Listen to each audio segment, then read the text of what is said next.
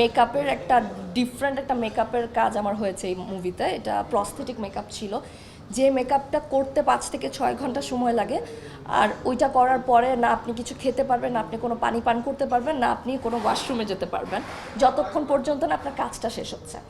So ওইটা হচ্ছে আমার জন্য খুব চ্যালেঞ্জিং ছিল। আর এইটা হচ্ছে টুইস্ট যে এই এই যে মানে মানুষ আমাকে এই এই মেকআপে যেটা দেখবে, এই মেকআপ আমি বলতে পারি যে 1971 থেকে এখন পর্যন্ত যত মুভি হয়েছে বাংলাদেশে, এই মেকআপ এই ধরনের পুরোপুরি গেট আপের মেকআপ এখন পর্যন্ত বাংলাদেশের সিনেমায় দেখা যায়নি। সো এটা আমি বলবো যে মানুষজন অবশ্যই যাতে এটা দেখতে আসে, অ্যাটলিস্ট মেকআপের যে অবস্থাটা যে দেখবে, দেখলে বুঝবে যে আসলে এটা করতে গিয়ে আমরা কতটা কষ্ট করেছি, স্পেশালি আমি আসলে যখন নিজেকে বড় পর্দায় দেখতে চাই আমি না, তখন নিজেকে আসলে শুধু কমার্শিয়াল একজন নায়িকা হিসেবে দেখতে চাই না অনেস্টলি, যে আমি গান গাচ্ছি, নাচছি, বা হয়তো হিরো আমার জন্য ফাইট করছে, বা যেটা হয় আর কি কমার্শিয়ালি। সরি, আমি ওইটাকে খারাপভাবে দেখছি না বা ছোটো করে দেখছি না, বাট আমি নিজে আসলে ওই ধরনের কাজে নিজেকে দেখতে চাই না। চাই না বলতে আমি চাই যে আমি যে কাজটা করব, কাজটা হিট হোক ফ্লপ হোক ওটা পরের ব্যাপার, কিন্তু মানুষজন যাতে বলে যে তানিয়া বৃষ্টি ফাটাই দিছে, বা তানিয়া বৃষ্টির ক্যারেক্টারটা আসলে অন্য লেভেলের ছিল। সো ট্রাইব্যুনাল হচ্ছে ওই ধরনের একটা গল্প, ওই ধরনের একটা ক্যারেক্টার। সো দ্যাটসে আসলে ট্রাইব্যুনাল পিক করা। আর যেটা আমি একটু আগেও বলেছি, সেটা হচ্ছে আরেকটা বড় কারণ হচ্ছে রায়হান খান। রায়হান খান আমাকে নিয়ে যখন কিছু চিন্তা করবে, তখন আমি চোখ বন্ধ করে সেটাতে বিশ্বাস করি। সো সব কিছু মিলে আসলে পিক করা ট্রাইব্যুনাল। না না, সেটা না, অবশ্যই দেখবো, কিন্তু সেটার সাথে সাথে অবশ্যই একটা সুন্দর গল্প বা ক্যারেক্টারে কিছু করার মতো জিনিস থাকতে হবে। মানে আমি শুধু নেচে গিয়ে চলে আসবো, আমি সেটা চাই না। মানুষজন যাতে মনে রাখে যে না, এই মুভিতে এই ক্যারেক্টারটা আসলে মনে রাখার মতো, ওই ধরনের ক্যারেক্টারের সাথে নাচ থাকুক, ফাইট থাকুক, আমার কোনো সমস্যা নেই, বাট একটা চরিত্র থাকতে হবে যেটা আমাকে টানবে, যে আমি করতে চাই। তানি বৃষ্টি সব সময় নায়িকাদের একটা ডিমান্ড থাকে যে আমাকে গল্পটা একটা জবাবদিহি পাওয়ার সম্ভাবনা আছে। একদমই এই ব্যাপারটাতে আমার ভয় নেই ভাইয়া, বিকজ গল্পটা তো আসলে আমি এই পর্যন্ত আমি যখন ভাইয়াকে বলেছি আমি করতে চাই, তারপর আমি 3 থেকে 4 বার ভাইয়ের মুখে গল্পটা শুনেছি। আমি স্ক্রিপ্ট পুরোটা জানি, আমি স্ক্রিপ্ট পড়েছি।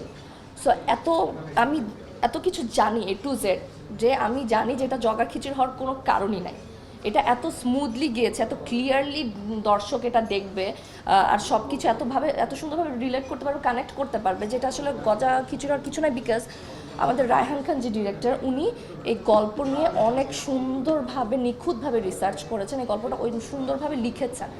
তো এইটার মধ্যে আমি নিজে কাজ করতে গিয়ে যতটুকু বুঝেছি, আর আমি শুনেছি বা দেখেছি, যে এই গল্প মানুষ কোথাও গিয়ে বলবে না যে এটা এমন কেন হয়ে গেল, এটার সাথে তো এটা কোনো মিল পাচ্ছি না, এই জিনিসটা হওয়ার কোনো চান্সেসই নেই।